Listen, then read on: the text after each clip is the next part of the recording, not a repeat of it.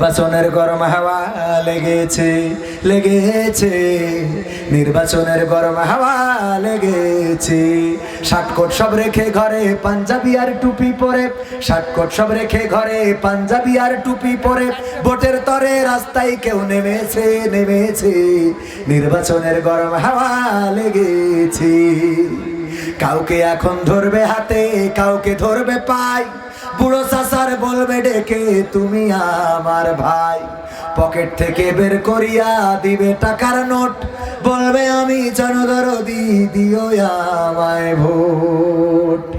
কাউকে এখন ধরবে হাতে, কাউকে ধরবে পায়, বুড়ো চাচার বলবে ডেকে তুমি আমার ভাই। পকেট থেকে বের করিয়া দিবে টাকার নোট, বলবে আমি জনদরদি, দিও আমায় ভোট। এসব শুনে কলিম চাচা, এসব শুনে কলিম চাচা অনেকখানি রেগেছে রেগেছে, নির্বাচনের গরম হাওয়া লেগেছে। রেগেছে কেন? কারণ হলো কলিম চাচার বলিল, ওগো চাচা ভোট দিলি বিধবা ভাতার কাট করে দিবানে।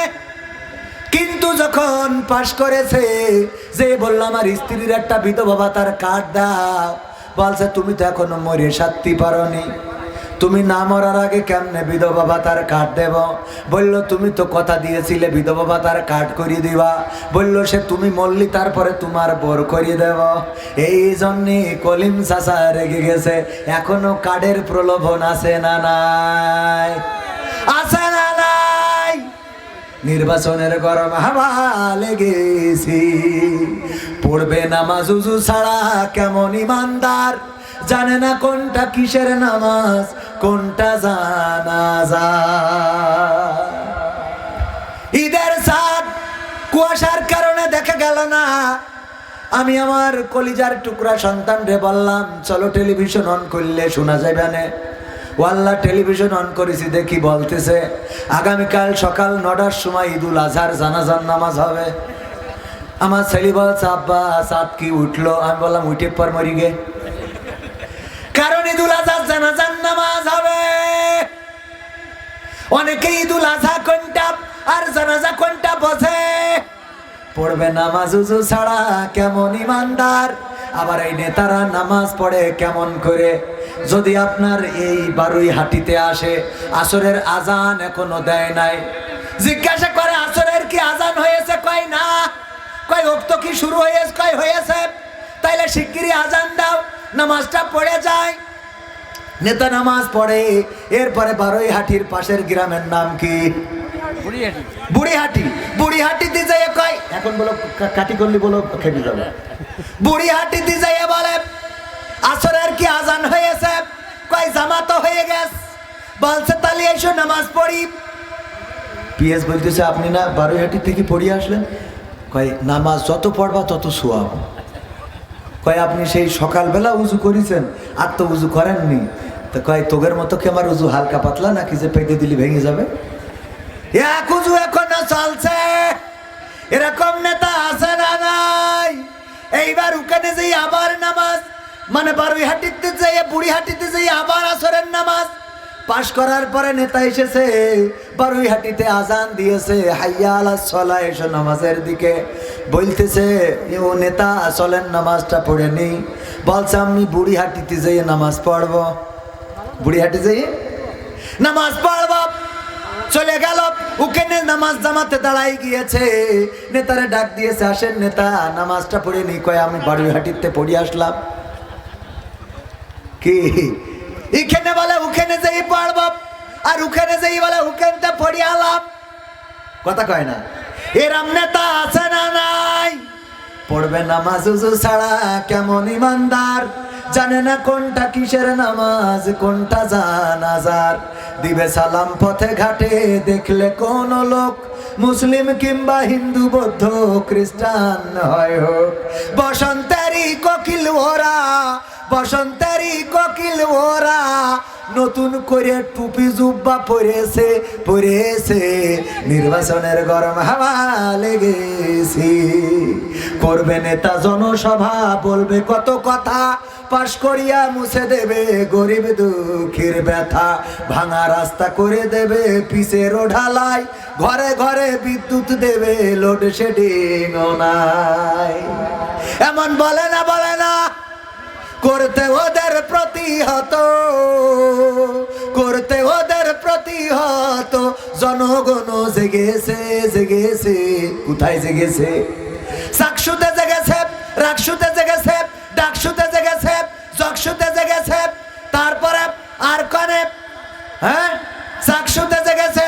এই জাতীয় জায়গাগুলোতে জেগে গেছে রে, করতে ওদের প্রতিহত।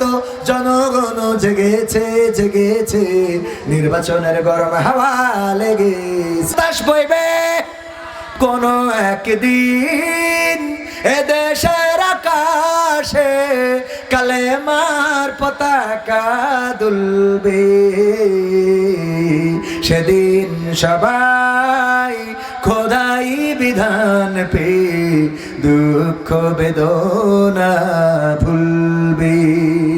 সেদিন সবাই কোরআনি বিধান পে দুঃখ বেদনা ভুলবে। সেদিন আর রবে না হাহাকার, জুলুম আর অন্যায় অবিচার। সেদিন আর রবে না হাহাকার, অন্যায় জুলুম অবিচার।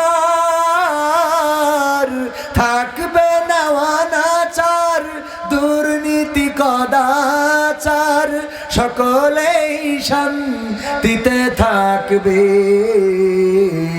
সেদিন সবাই কোরআনের বিধান পে দুঃখ বেদনা ভুলবে।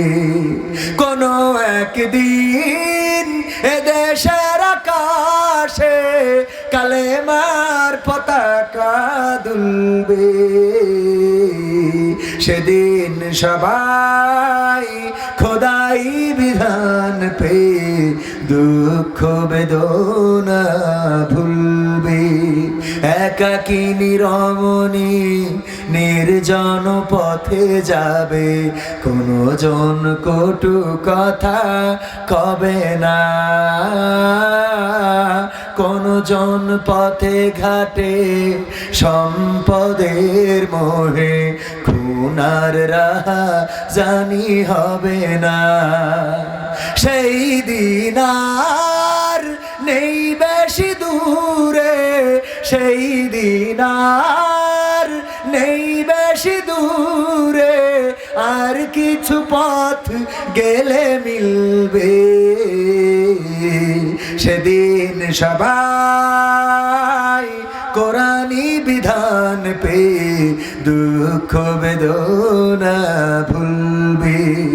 কোন একদিন এদেশের আকাশে কালেমার পতাকা দুলবে। সেদিন সবাই কোরআনি বিধান পে দুঃখ বেদনা ভুলবে। ওগো আল্লাহ, এই জমিনে তোমার কোরআনের আইন কায়েম হয়ে গেলে জমিনের মানুষ কেমন শান্তিতে থাকে, এটা অন্তত একবার দেখার তৌফিক দান করে দাও, বলেন আমিন।